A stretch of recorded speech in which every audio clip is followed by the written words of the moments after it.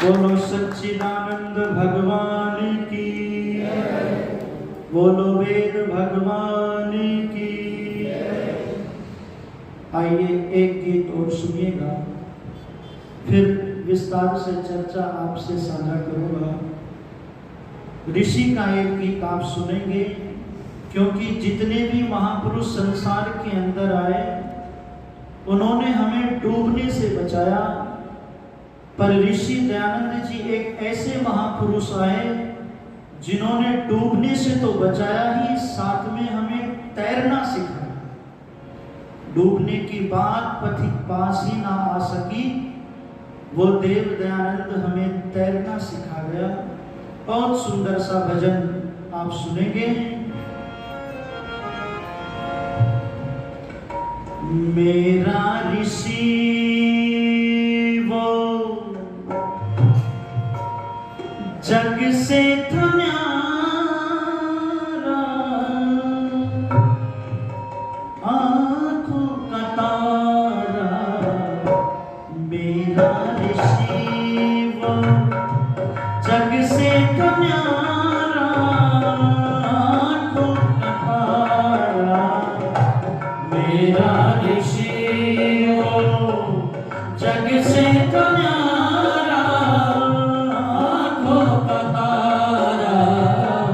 मेरा ऋषि वो जग से था न्यारा, आंखों का तारा। मेरा ऋषि वो जब तक रहेगी काली घटाएं ज़मीं आसमां में, जब तक रहेंगी काली घटाएं ज़मीं आसमां में, तब तक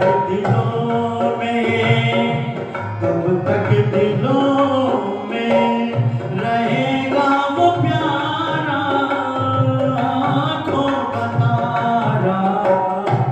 मेरा ऋषि वो जग से था न्यारा, आँखों का तारा।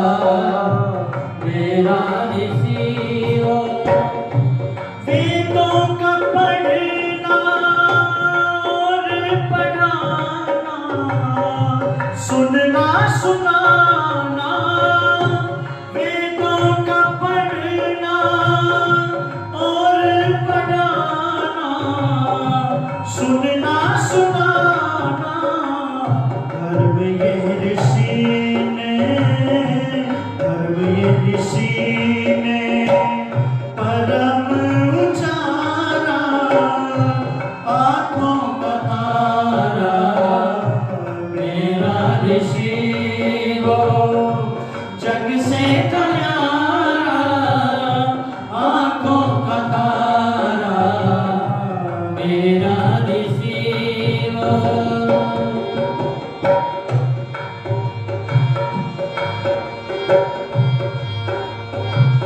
कई बार प्याला विष का पिलाया, कांच भी खिलाया। कई बार प्याला विष का पिलाया, कांच भी खिलाया। सचिन में ऋषि को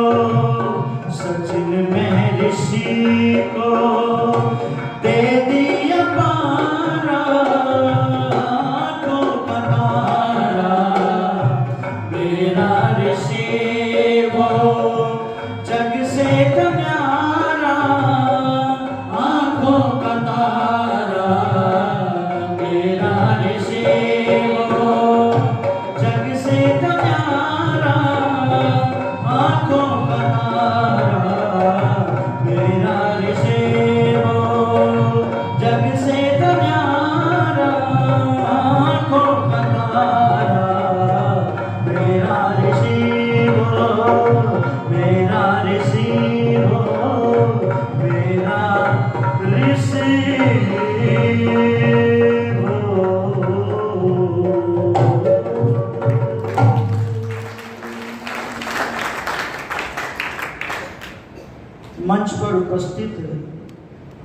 इस आर्य समाज के बड़े ही यशस्वी विद्वान धर्माचार्य हैं, जिन्होंने बहुत सुंदर भजनों की प्रस्तुति दी।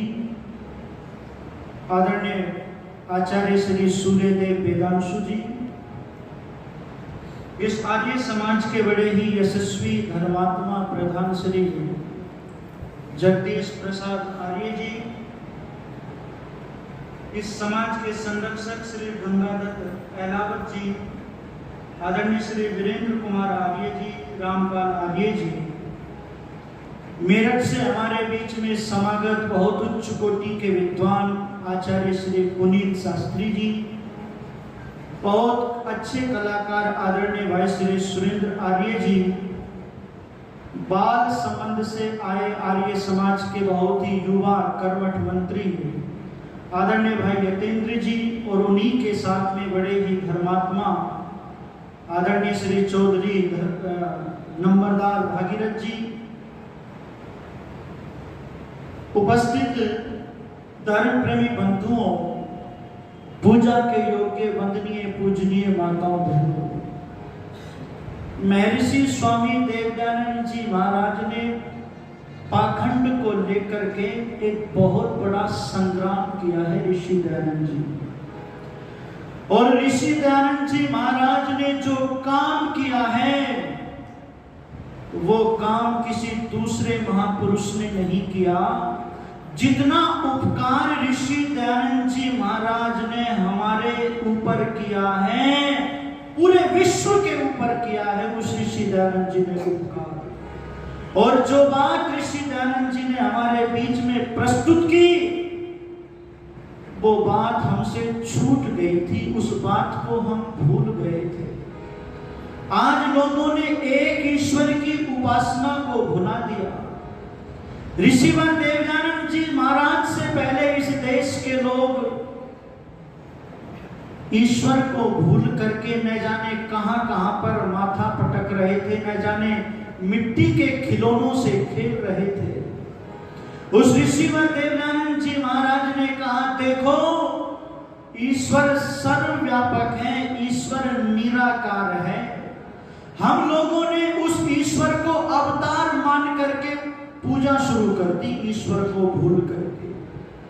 और इस अवतारवाद से माताओं बहनों, महमूद गजनवी ने मंदिरों को तोड़ा, और उन मंदिरों में जो हीरे जवाहरात थे वो सब लूट करके अपने देश को ले गया।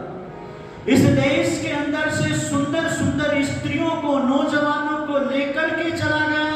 इतिहासकार लिखता है, यदि एक एक ईंट का रोड़ा भी फेंक करके मारते सेना परास्त हो जाती, पर पुजारियों ने कहा शस्त्र उठाने की आवश्यकता नहीं है, ईश्वर हमारी रक्षा करेंगे। इस अवतारवाद से मेरा देश गुलाम हुआ। इस अवतारवाद में फंस करके आज भी हम ईश्वर से दूरी बना ली, आज भी हम ईश्वर से दूर हैं। और हमने गीत गाए, कैसे गीत गाए? कभी राम बन के, कभी श्याम बन के चले आना, प्रभु जी चले आना। कभी राम बन के, कभी श्याम बन के चले आना, प्रभु जी चले आना। माताएं बहनें इस गीत को खूब गाती हैं, मंदिरों में ये गीत खूब बजता है। कुछ कहती हैं, तुम राम रूप में आना, सीता साथ लेके धनुष हाथ लेके। कुछ कहती हैं राम के नहीं, श्याम के रूप में आना। और क्या लेकर के आना? बताओ माताएं बहनें बोलेंगी आवाज। हाँ, राधा साथ लेके, और तीसरी मुरली हाथ लेके। मैं रुड़की में सुना रहा था, मैंने कहा माताओं बहनों, कृष्ण के साथ में तो न्याय कर दो, कम से कम रुक्मणी तो बोल दो, उसकी पत्नी तो रुक्मणी थी। तुम्हें मुरली पसंद आई, सुदर्शन चक्र पसंद नहीं आया। तो धर्म प्रेमी बंधुओं, परम पिता परमात्मा ना राम बनता ना श्याम बनता, जन्मों के बंधन से दूर है। वेद का मंत्र कहता है अपानी पादो जबनो गृहीता। दर्शन का सूत्र कहता है क्लेश कर्म विपाक। वो परम पिता परमात्मा क्लेश कर्म विपाक अविद्या छिद्र उसमें नहीं है, वो इनसे दूर है। और एक और तो हम परमात्मा को कहते हैं त्वमेव माता च पिता त्वमेव त्वमीना पिता वसो सैनो बंधुर जनिता, कि वो परमात्मा हमारा गुरु है, आचार्य, राजा, न्यायाधीश है। एक और हम ये कहते हैं और एक और हम जो है उसका अवतार मान करके उसको पूजते हैं, उसको मानते हैं। राम रख जी ने बहुत सुंदर पंक्तियां लिखी। और माताओं बहनों इस गीत को याद कर लो, जब मंदिरों में जाओ, जब भगवान का भजन करो तो ये गीत आपको याद होना चाहिए।